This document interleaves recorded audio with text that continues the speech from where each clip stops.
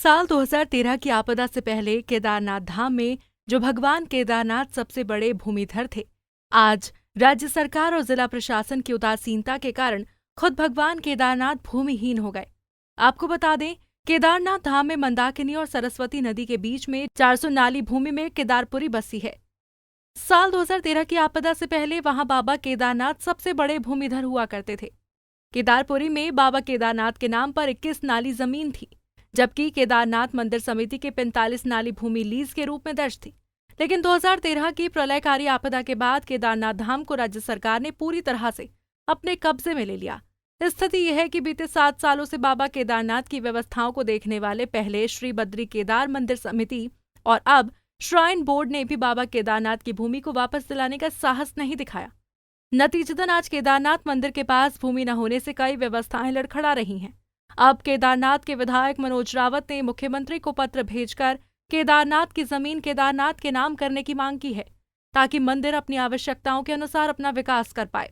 देखिए, केदारनाथ की जो व्यवस्था है, 13 से पहले जो केदारनाथ है, जो मंदाकिनी और सरस्वती नदी के बीच में केदारपुरी बसी है, वो लगभग वहाँ पर 350-400 नाली जमीन उपलब्ध थी, जिसमें से केदारनाथपुरी में सबसे बड़े भूमिधर के रूप में भगवान केदारनाथ जी, केदारनाथ श्री केदारनाथ मंदिर थे, जिसमें 21 नाली जमीन उनके नाम पर, केदारनाथ मंदिर के नाम पर श्रेणी 1 की है और लगभग 45 नाली के करीब जमीन भगवान केदारनाथ जी को केदारनाथ मंदिर के नाम पर लीज या नजूल के रूप में ग्रांट हुई है। लेकिन बड़े दुर्भाग्य की बात है कि 13 की आपदा के अब लगभग 7 साल गुजर गए हैं, लेकिन भगवान केदारनाथ को उनकी ज़मीन वापस नहीं की है। कारण ये है कि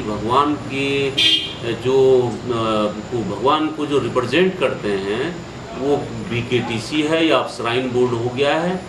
वो उनकी इच्छा नहीं है, इच्छा शक्ति नहीं है कि वो अपने मंदिर की ज़मीन वापस ले पाएँ।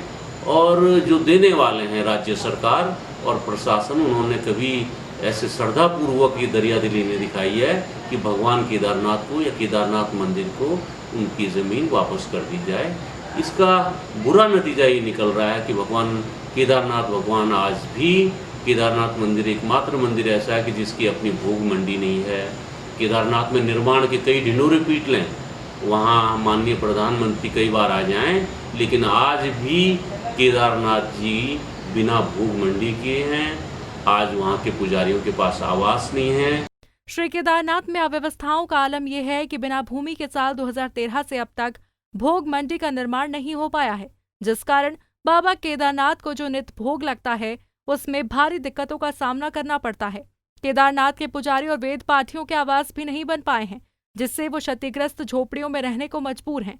वहीं जिलाधिकारी ने कहा, केदारनाथ की भूमि देवस्थानम बोर्ड के माध्यम से मंदिर को हस्तांतरित करने के लिए प्रस्ताव शासन को भेजा गया है, जो विचाराधीन है। शासन से मंजूरी मिलने के बाद ही आगे की कार्रवाई की जाएगी। अभी मंदिर समिति की भूमि देवस्थानम बोर्ड के माध्यम से मास्टर प्लान के अंतर्गत उनकी जो परिसंपत्तियां हैं उनको देने पर शासन के स्तर पर प्रस्ताव विचाराधीन है।